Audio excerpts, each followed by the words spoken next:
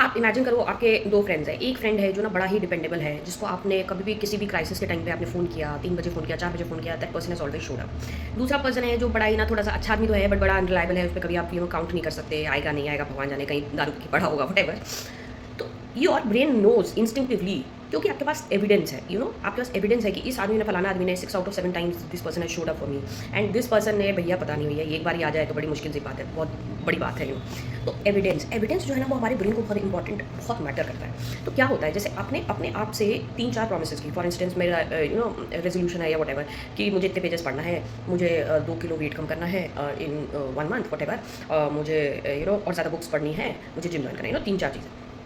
अब इन चीज़ों के लिए आपने जैसे मान लो 4 गोल्स बनाए, 4 गोल्स में 3 गोल्स के लिए you have actually showed up even when there were no results, you have showed consistency, you have showed discipline. तो your brain it always remembers. आप अपने ब्रेन को फूल नहीं कर सकते कभी भी।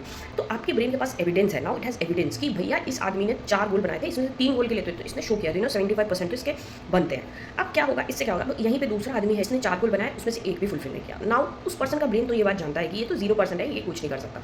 नेक्स्ट टाइम जब आप कोई गोल बनाते हो, it might be very small goal, जैसे कि सुबह में मान लो 6 बजे उठना है।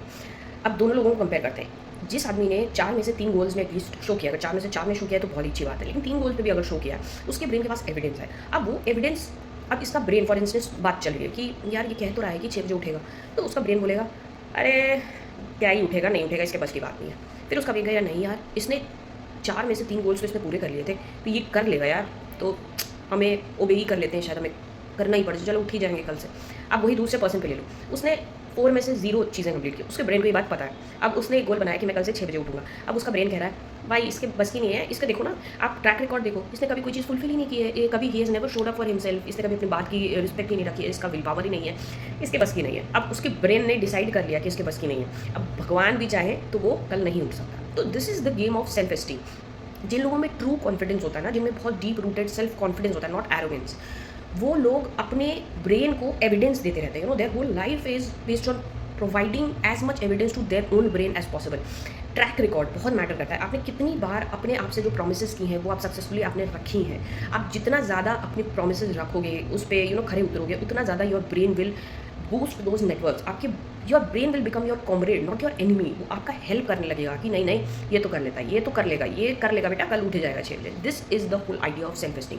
और आप जितनी बार अपने आप को you will put yourself down, you will never keep your promises, आपके पास एविडेंस कम होता जाएगा। और एविडेंस कम होता जाएगा तो आपका ब्रेन जो है, आपका ब्रेन ही आप पे गिव अप कर देगा। तो अगर मेरा खुद का ब्रेन, मेरा खुद का दिमाग ही मेरा साथ नहीं दे रहा है, तो फिर मैं कैसे कोई गोल अचीव करूँगा। तो this is the whole the mechanism behind self esteem.